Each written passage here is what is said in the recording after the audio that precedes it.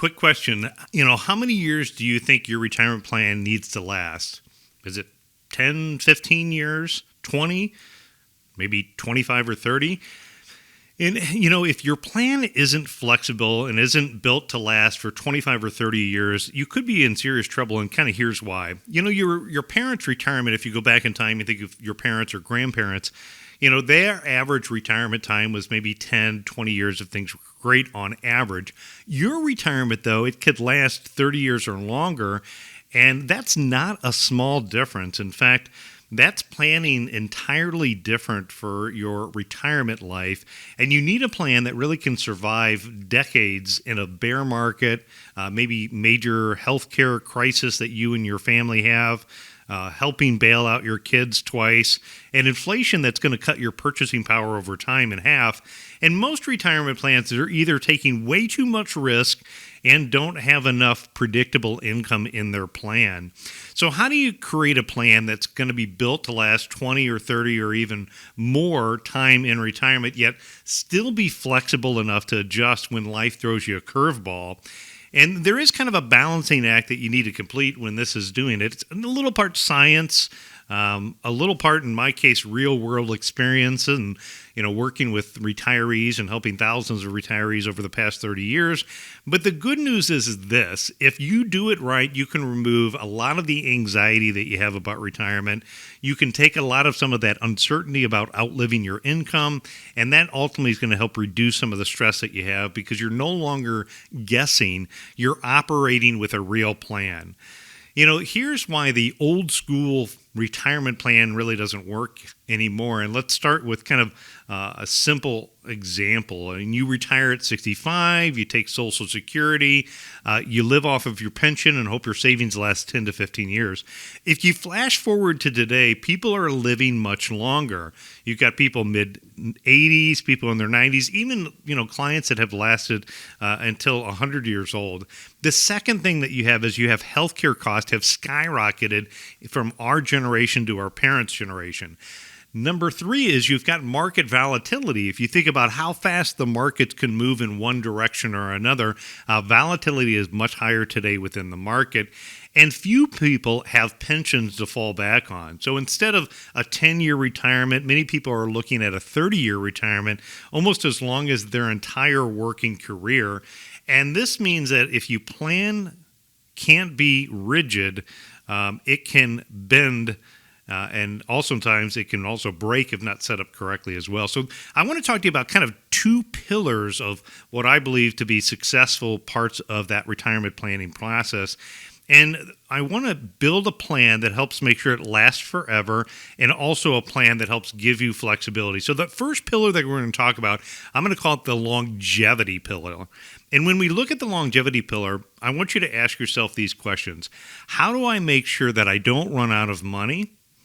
And with the second pillar that I'll talk about, I'm going to talk about the flexibility pillar. And that question is how do I pivot and shift gears if something unexpected happens?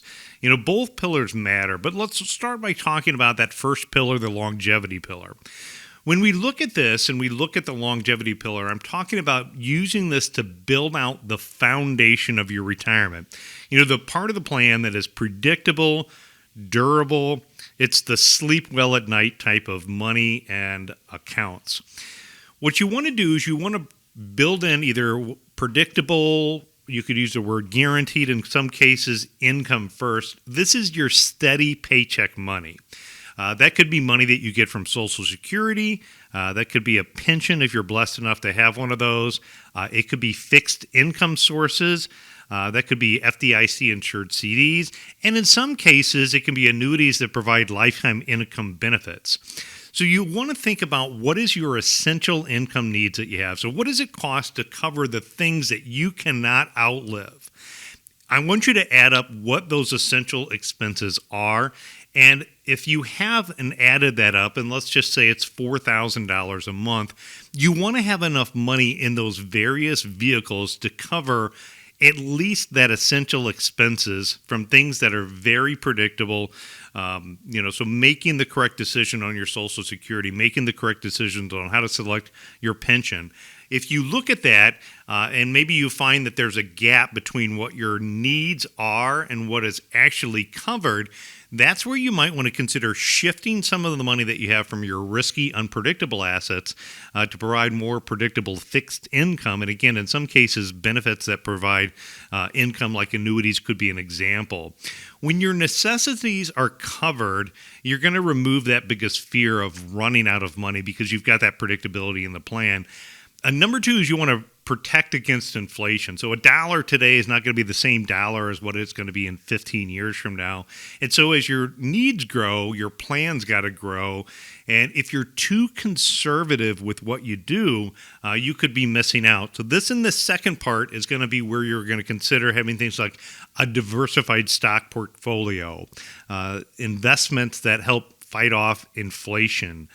You could use tactical investment strategies for, developing long-term growth, but being adaptive to market conditions, kind of like what we do here at our office with TrendGuard or, other growth vehicles that you have. You don't need to be reckless with your growth, but you need to have some growth overall in your plan because longevity without growth is really mathematically impossible.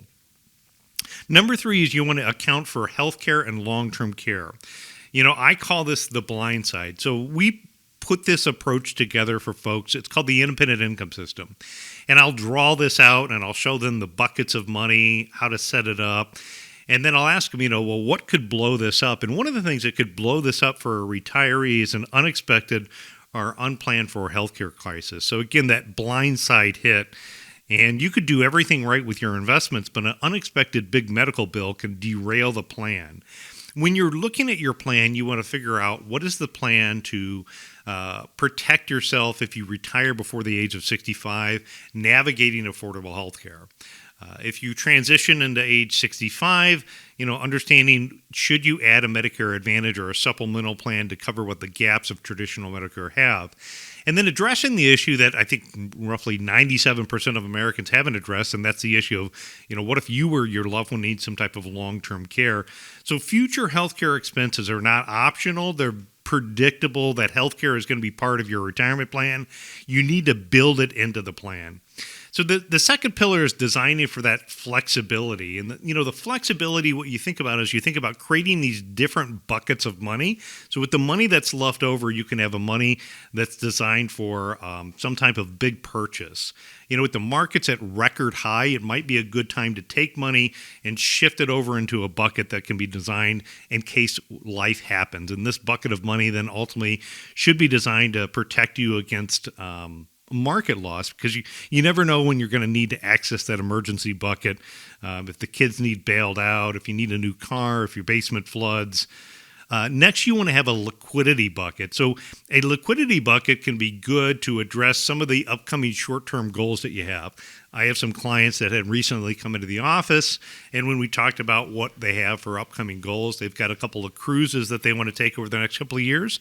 And so while the markets were doing good, what we did is we went and we took some of that money and we moved it over into this bucket.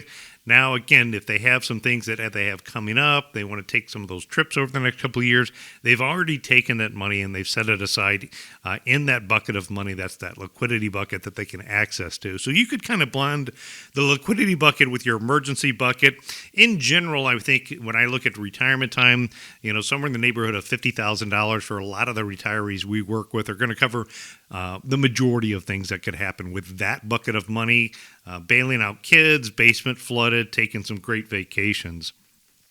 You want to address developing then the adaptive bucket or maybe your stock bucket and how to invest money with the stock market, looking at a defined investment strategy with the markets at record high. Now might be a good time to consider how do you add in downside risk management with your equity portfolios. You would want to do that not after the market falls, but while the market's at record highs, kind of like what we're at right now, and being adaptive to what the market conditions are. You want to be flexible and flexibility with how you think about things from tax-wise. If you're not meeting with your CPA once or twice a year, this could be a strategy that you're missing out. Look at the tax planning as part of your overall approach. Again, you want to plan for the long haul, build in that foundation with the pillars, but you also want to keep your plan giving you the ability to be somewhat flexible as you grow overall. So when you're thinking about your investments, maybe you want a second opinion. You're thinking, do I have the right buckets in place? Do I have flexibility with what my plan is? Am I prepared for all the surprises? That's exactly what we do to help families out. And you can go over to our website at arhq.com, click on a time to schedule to have a conversation. We'd love to talk to you a little bit about helping you build out that plan that gives you a lot of flexibility, but helps you build in that foundation for retirement that's going to last.